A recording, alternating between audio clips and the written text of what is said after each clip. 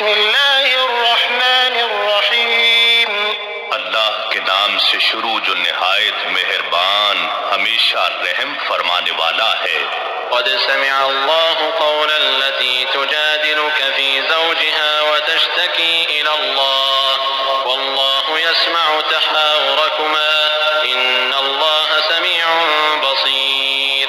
بے شک اللہ نے اس عورت کی بات سن لی ہے جو آپ سے اپنے شوہر کے بارے میں تکرار کر رہی تھی اور اللہ سے فریاد کر رہی تھی، اور اللہ آپ دونوں کے باہمی سوال و جواب سن رہا تھا۔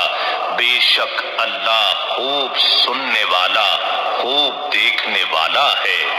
الذين يظاهرون منكم من نسائهم ما هن أمهاتهم إن أمهاتهم إلا اللائي ولدنهم وإنهم ليقولون منكرا من القول وزورا وإن الله لعفو غفور۔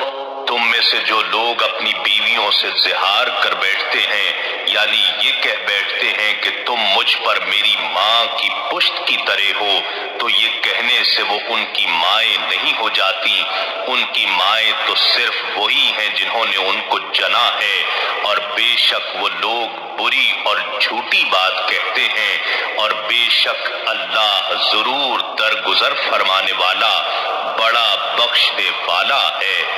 والذين يظاهرون من نسائهم ثم يعودون لما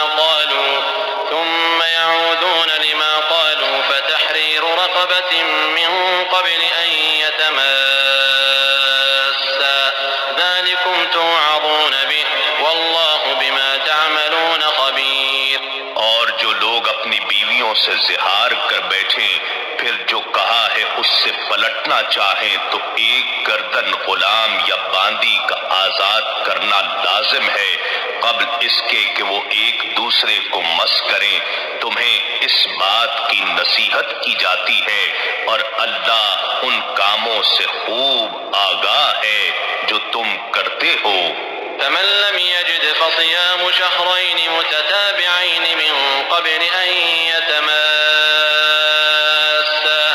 فمن لم يستطع فإطعام 60 مسكينا ذلك لتؤمنوا بالله ورسوله وتلك حدود الله وللكافرين عذاب أليم۔ پھر جسے غلام یا باندی میسر نہ ہو تو 2 ماہ متواتر روزے رکھنا لازم ہے قبل اس کے کہ وہ ایک دوسرے کو مس کریں۔ پھر جو شخص اس کی بھی طاقت نہ رکھے تو 60 مسکینوں کو کھانا کھلانا لازم ہے، یہ اس لیے کہ تم اللہ اور اس کے رسول صلی اللہ علیہ وآلہ وسلم پر ایمان رکھو، اور یہ اللہ کی مقرر کردہ حدود ہیں، اور کافروں کے لیے دردناک عذاب ہے۔